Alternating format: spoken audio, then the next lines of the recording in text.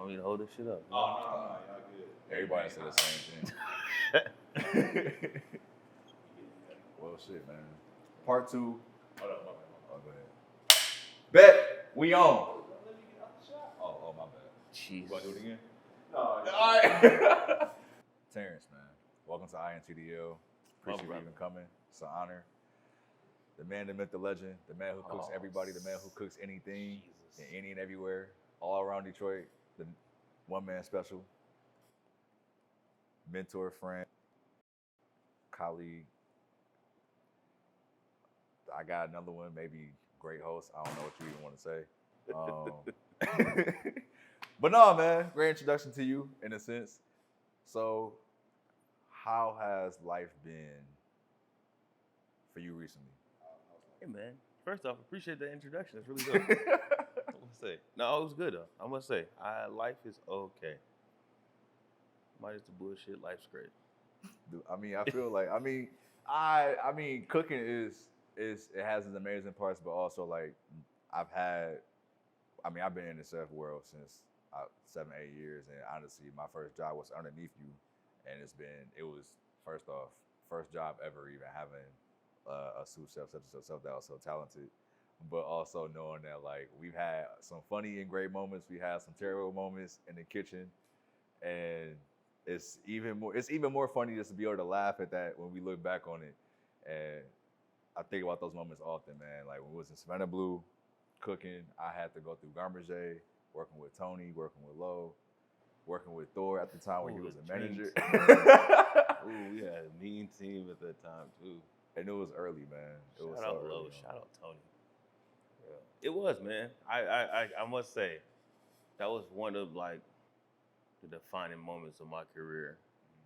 It's like Savannah Blue. It started me off as a young pup, and like I said, matured on up to where I'm at now. It is really, I can honestly say, it was fun for real. It was fun. We had some good times, hard times. So I want to say hard. It was fun though.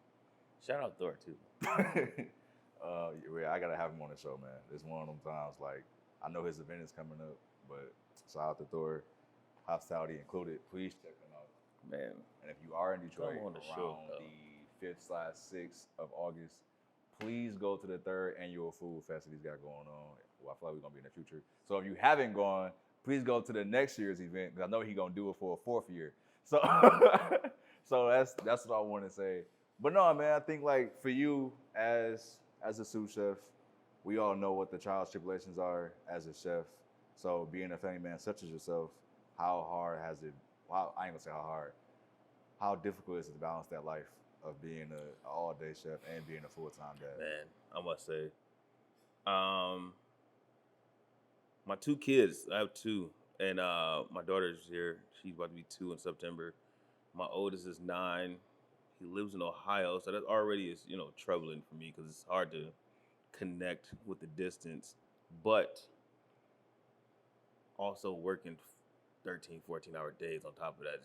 Man, with a 9-year-old, he's texting, when you come home, when you come home. It's hard, and it's also extremely tough to try to explain to him why I work so hard. Mm-hmm. For him to understand, like, I'm doing this for you, don't have to do it, Yeah. So, again, he's 9 now, so he's understanding somewhat why we do it, but again, it's so hard on me.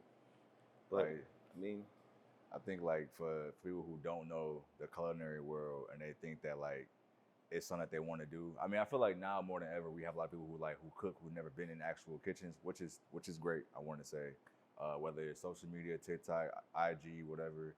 But it's also important to know that like when people who are going through these like those growing pains of being like a chef through the traditional route, it's tough, man. It's tough in the sense of like having to grind yourself out those 10, 11-hour days, 13, 14-hour days, being a head chef, you in that bitch all day. Then there's no off kitchen. Live in the kitchen. There is no off time. You don't have that. Even when the days we're not open, you still at work. Again. But I mean, the ultimate payoff for me is always seeing you look out and you see the customers who enjoy what you created, you and your team put together, and be able to like grind it. That's the ultimate payoff. And then to be able to see, the people in which you work with genuinely enjoy putting out good product. That part alone too for me is like I go to war with the same people all the time, whatever. As long as I know they're enjoying it, I'm good with that. Like I said, I'm good with everything that comes with that. But as long as they enjoy it, but the second at which we're not having a good time, I don't want to be a part of it no more. I feel it. That's why I had to get out too, man. I felt like I wasn't really enjoying it anymore. My last year or last stint, I had took a consulting job and pretty much I worked for like a month at the Authentic, and then they were like, "Oh yeah, like we're paying you, but we don't want to pay you anymore." So with that being said, got to get furloughed, and I was like, I was like, well, this is what it's like. And at that point in time, my life was just like, all right, what am I gonna do next? Shout out to Chef Dom for like letting me come back to Petty and help him with that project and continuously making it obviously rise up until he left and I left. But I mean, you there now, so full circle. Within a few words, what has your experience been at Petty Cash? Petty Cash has been fun, I must say. I've had a great time with the two team, getting to learn everyone. Already some familiar faces. Of course, Chris, everybody know. Shout out to Chris McClendon, my guy. But yeah, like I said, just, getting acclimated, trying to get activated with everything they got going over there, the hours, the systems, the menu, everything. Like just trying to get it all dialed in to the point where we are really, I feel like we about to do something special over there. I really do. No, I believe it, man. Shout out to everybody, though. Everybody at Empire, too. Ooh. Appreciate y'all, though. Hey, man. Yeah, no, shout out to TT. 100%. The homie. My guy. I love who I worked with at that point in time. Tasha, Houston, TT. When I was Shout out Houston. Hey. That dude is amazing, yo. His story of like who he know and like man. No, that's a dope young man. He bro. Is dope. That's a dope young man. Man, a person, a very eclectic soul. And I only had two encounters with him, and I tell you, I have genuinely enjoyed both vividly. He is really dope. Very. His stories are really magical. I remember. No, man, but that leads to the next question of like being eclectic and different. You also, not only are you very well versed in obviously food, but you are also a music. I ain't gonna say music connoisseur, but you love music, love fashion, shoes in particular. I love the Carhartt bucket hat you got going on right now. Everybody need the all whites at some point in their time. Amen. Before everybody was wearing it was like dirty and whatnot, and now them bitches like $100 now. It's wild. 2 wears, I'm done. So this is all they get. Well, I guess like at this point, have you heard the full? We just gonna dive right into some side notes, whatever. But have you heard Travis Scott new joint? Do you like it? You already know I did. Right? You involved, you would know. I've listened to it. I truly can say he has brought a new genre to rap. Really? It's called. I call it alternative rap. Okay, I feel that. He literally did something on that album that I was not expecting at all. Especially coming from Astroworld. Yeah. Coming off Astroworld, I did not expect that album. And I genuinely can say I do like it. I enjoyed it. And then I also like, I don't know if you know Mike Dean, the producer. Yeah. He you can just see his whole footprint on that whole album. And I love Mike Dean's sound. So from front to end. And then he pulled, the GOAT, Beyonce on there. So I mean, how many people can say they did that? So I enjoyed it though. I must say I got to really dive into it like more, just because it's been 4 days, 3 days? Yeah, it's been out. Yeah, but yeah, give me about a month. I will say I have a real like feedback, on it. That makes sense. I feel like. But again, I genuinely like what I hear so far. The joint with Drake is serious. I think like when I listened to it, it reminded me like it's bits and pieces of Yeezus in there too. Like I don't know if you heard it, but like Mike Dean effect. It's like that. It's got a lot of sense, a lot of like I ain't gonna say eclectic again, but like it's just like that like a lot of echoes of like different productions and sounds. Where it's like, okay, like I've heard this before. Like That you open Sith, up man, and, that Mike yeah. Dean effect. I must say, I feel like Mike Dean is one of the most underrated producers in hip hop. No, take that back. Most underrated producers in music. I can see that. I think He does not get the credit he deserves. Shout out Mike Dean. I think like when you think about Travis Scott and alternative rap, you think about Travis Cuddy. I want to say people don't want to. I think I don't want to put Kanye in that box, but he also helped start it in the sense of like So he the godfather. where he came from and how it even started was like going off the unbeaten path of like Yeezus, 808 and Heartbreaks, My Bad, My Dark Twisted Fantasy. I think that's where it all started. I think My Dark Twisted Fantasy is where it really started. I feel like you can't Arguably go wrong his with a best Kanye album, man. Arguably his best album ever, in my opinion, though. I think like Kanye started it all in a sense. Now you have like Travis. I mean, I don't listen to Yeet, but you have Yeet. You got the I'm trying to think of who else you can probably throw in there. Maybe like alternative rap. Maybe Juice World. Maybe. I mean, yeah, it's Travis. You can go Uzi in there, maybe. Yeah. You can't say Yeet.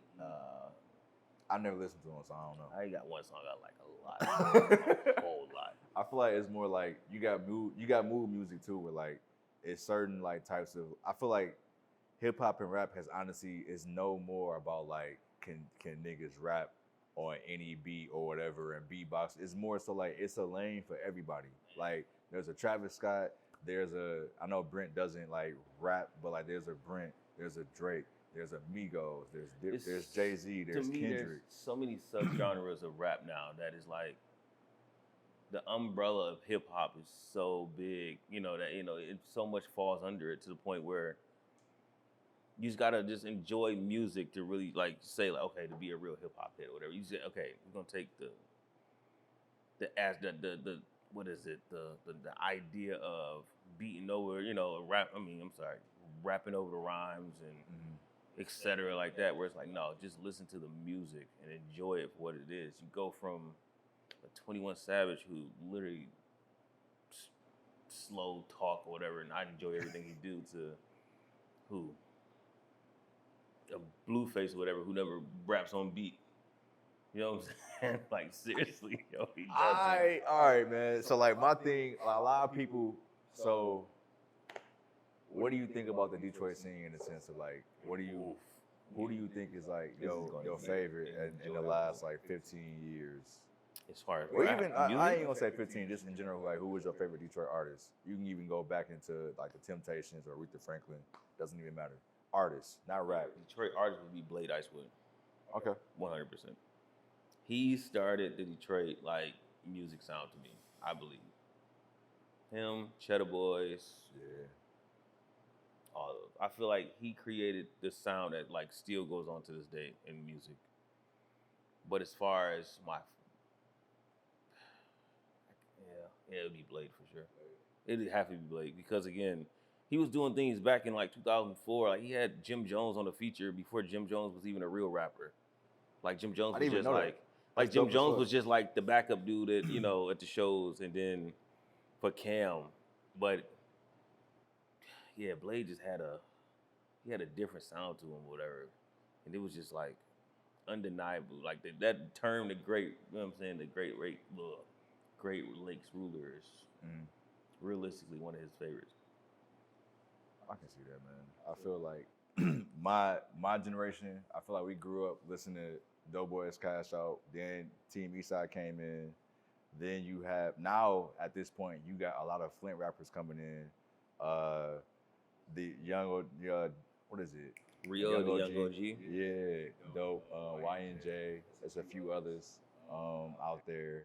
But like everybody, and then like when Lil Yachty he's not from Detroit, but Babytron is good. I mean, you also have All Star JR, Payroll, Peasy, shout out to Babyface Ray, formerly known as Eastside Ray, but people don't Well, really know that. you know, that Team Eastside run was one Man, that that most was people don't know about. That Bag Life album is like arguably one of the classics in Detroit.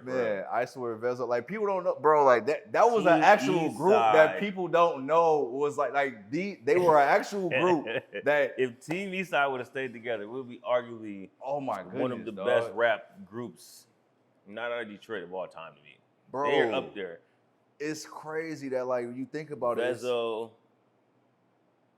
Babyface Ray, Peasy. Oh man, it was a few others I can't think of, but it's like, damn, like they had a run too. No, and that Bag Life album is literally my favorite. I was just listening to it probably, no exaggeration, 3-4 days ago. I still go back to it all the time. Bro, and no exaggeration. For me, it's like you listen to like Payroll and it's like you gotta get some money. You listen to, I mean, we had rock, we had Dope Boys in the sense of like it was like a new coming of air in the sense of like Detroit sound. And now you got the Detroit.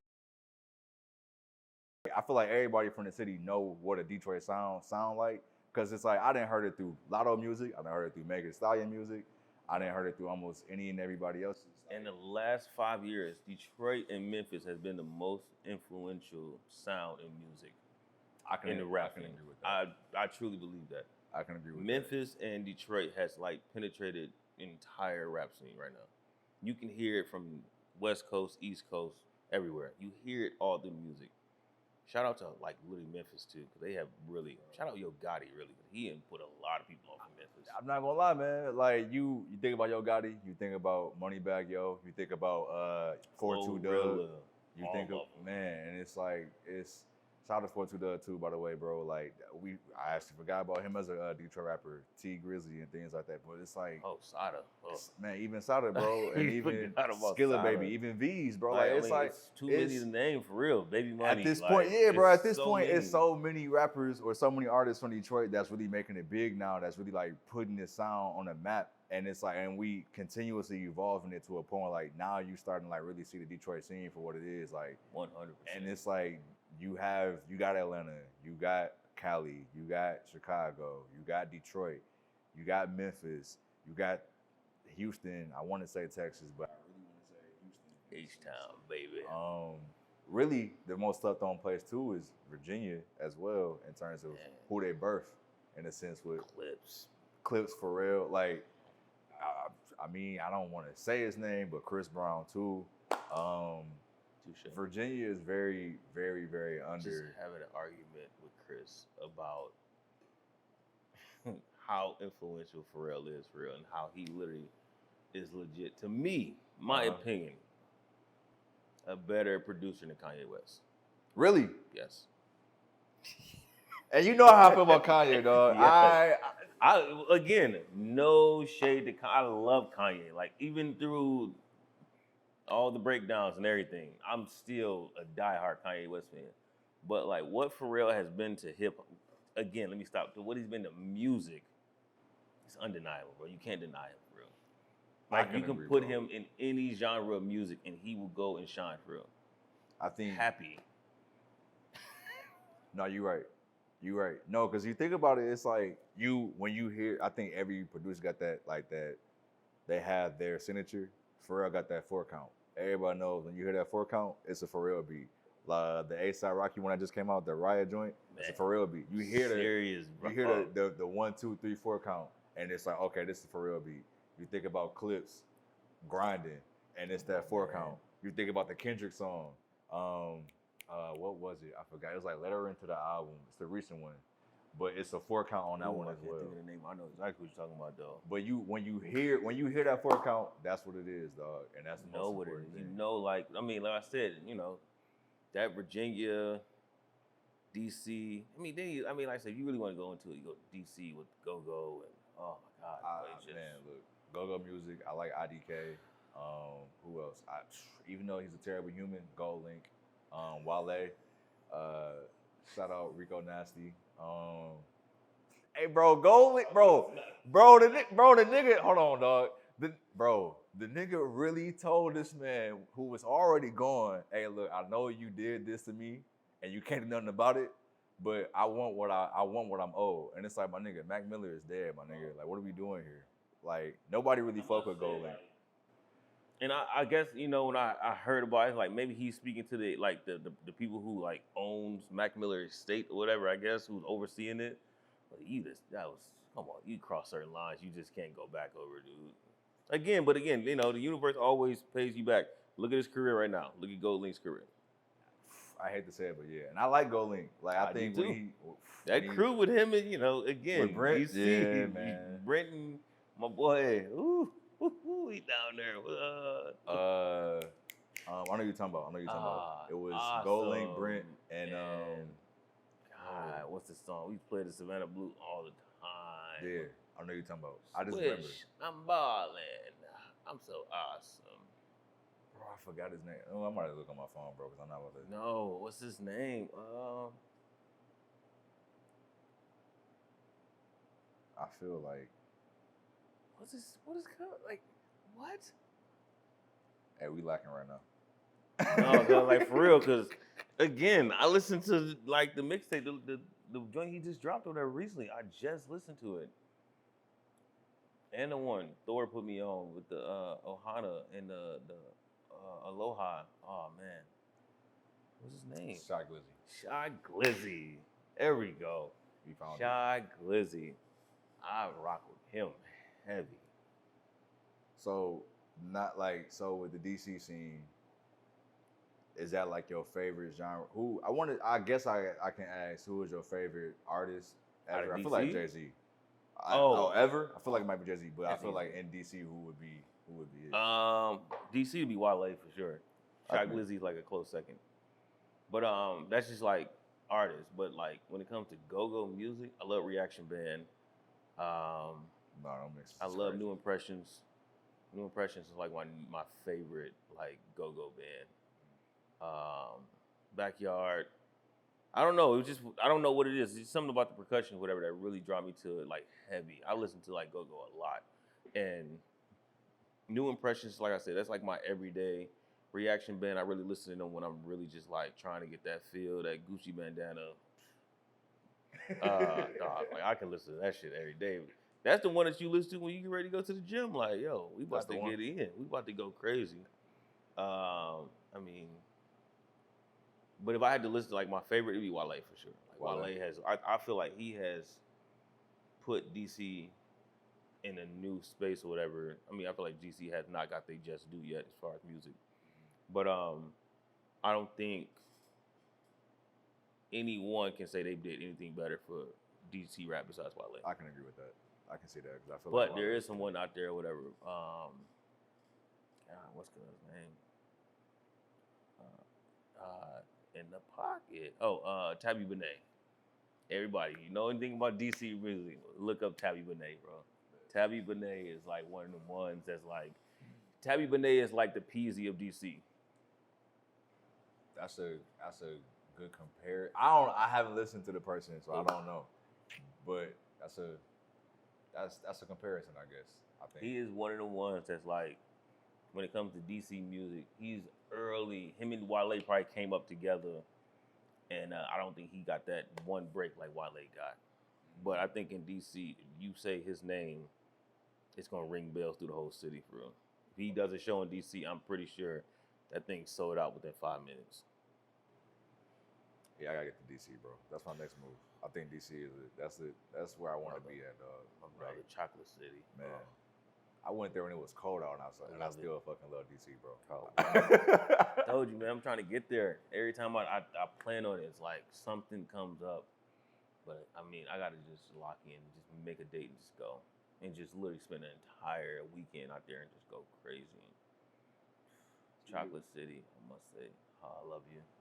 So with DC, as obviously is like a fair destination for you, what's been like your favorite place to visit in an instance when you on vacation? It can be anywhere in the States, anywhere else. Like, you know what? So shout out to my lady Lynn. She took me to Chicago last year for my birthday.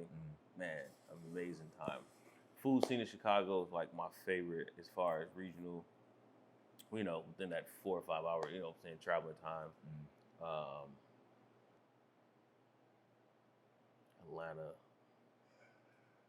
it's so many memories in Atlanta for me, dog. For real, like my sisters, my family live down there, my nephews. Atlanta is probably if I just had to go, if literally just woke up tomorrow, like I just want to go somewhere, it's gonna my first always be Atlanta though. I'll go to Atlanta in 2 months, bro. Ooh. Can't wait. I guess I can say next month because literally August is tomorrow. So I'm like, I feel like, well, it's not tomorrow, but it's around the same day. But no, man, I think like Atlanta is great. I haven't seen a lot of it in a sense in terms of like I've been there for like a weekend every single time I went. You let me know where you want to go. We gotta make a trip. Well, I'm actually gonna be there probably the end of August. I think so, August. Just for a day though. There's this conference down there that my cousin wants to go to. I think. Just today. Huh? Just today. That's how it always happens. Like you go for a day and then you stay in for a week. Oh man, every time. And like I said, I got like the home plug because like my sisters live there, and one lives like 10 minutes outside the city, the other lives like 30 minutes outside the city. So at any given time, if I want to sit there and literally just like go and like, all right, well, I missed my flight. I'm gonna stay a little bit longer. Just get an Uber right to my sister's house. It's right here. No big deal. No, I feel that. Atlanta is like literally the one. Close second is Miami though. Miami is it's just a good time to just go and just let loose for real. Just go and just have a ball and not even think about nothing. No responsibilities, no work, no nothing. Everything is just carefree in Miami. And I love that aspect of it. Just go to the beach. Just lay out there all day. You know what I'm saying? It's just, oh man. I think it's important to have those days. I'm sorry, I'm just sitting here just reminiscing all these times. No, man. Look, bro. Vacations is meant to be like that because you gotta have like. I mean, I feel like same thing with food is like you smell that certain thing and it takes you back. Same thing about vacation. You think about that one city where the case is. It's like, oh yeah. That moment. I remember my first real moment at Miami. Yeah, man. Shout out Miami for real. I think my first time being there was like, it was spring 2016. I was in college. And I remember a specific moment was when me and my friends had went to go buy tickets for a Jeezy concert in the early day, like maybe like around like 2, 3 o'clock. And we felt like we got finessed because like we had these same tickets and we went there that night around like 9, 10 o'clock trying to get in. And we literally argued with the bouncer for like 40 minutes. I'm not even exaggerating about how our tickets was fake. And he was like, no, those ain't real tickets, blah, blah. So like we literally was out there for 4.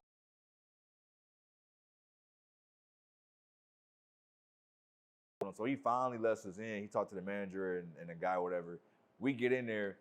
It's like around like maybe 11 at this point, maybe even like 12, don't even remember. And like it's like you walk in, bar, everywhere else, sitting section. If you stand up, it's fucked over because like everywhere you stand is in front of somebody else and they're sitting down and shit. So it really is it's really you asked out if you don't have a seat. So at this point, we like, damn, man, when Jeezy gonna come out here? So we stayed for like maybe like 30, 40 minutes. We finally leave. We get on IG. This nigga Jeezy came on at like fucking 2 o'clock in the morning. I said, nah, nigga, that shit would have been. It's one of those places where like, nigga, that's like Miami, dog. You needed a section. And then at that, I think that same night, Wayne was performing at what was it, dog? It was a strip club. I forgot what it was, bro. King of Diamonds, probably. It probably was King of Diamonds. And then that same, I think, the night after, to Miami, King of Diamonds. We had seen a caravan, dog, and it was Floyd and the Money Team. Like, I mean, I'm talking like bikes, cars, trucks, the SUVs, the bus, nigga. And we was all just like, bro, who the fuck is this shit? And then like we looked later on that night, it's fucking Floyd coming in. I'm like, yeah, it's Money Man himself coming in to make that bitch rain, dog. Oh my God. I was simply imagine. That was like his heyday too, when he was still boxing, like, oh. I can only imagine. I was like, bro, I ain't gonna lie to you. At that point in time, I would have put glue on my shoe. Would have been like, a young college kid broke, nigga. Hey, look. What Zach Fox said? I put glue on the bottom of my shoe, nigga. Walk out of there with about a couple hundred. Oh, for Not sure. Not even a question. Hey, look, I have no shame, my nigga. At that point in time, yeah, I have no shame. Hey, man, that's Miami. I must say. That's what I said. Yo, I got to get back. I got to get back soon. Hopefully. We'll see. Nah, man. But appreciate you coming on the show, bro. It's been nice to just Hey, shoot man. the shit and just talk and chop it up, bro, because this also is what's needed because like it's just whole new perspective, new personality, but just overall just chopping it up is always good. It doesn't have to always be about substance. It can just be about fun conversation, bro. Man, I appreciate it. I you, must man. say, dog. I appreciate the call. I told you I'd be here as soon as you tell me. I'm pulling up. Work all morning. I'm here. You ought to have a ball too. Man, look, bro. Shout out to Terrence. Look for Terrence at Petty Cash. Also, shout out to head chef Chris. He My took boy, over. Chris. Shout out to the whole team at Petty Cash, man. Anybody you want to shout out? Any and everybody. Hey don't man, even care. shout out, my boy, everybody. Hey, whatever. Just a fam, man. Thor, everybody, Thor, Lee, shout out, I'll name this later. Hospitality included. It's just love, man. Like I said, I'm just, I'm in a good space. I'm happy right now, I'm just happy for everybody, their success, man. That's important, 100 bro. years, dog. Love, bro. That's all right, man. Thank you for coming, bro. I'll name this later. Don't even know what part this will be, but we did it again, dog.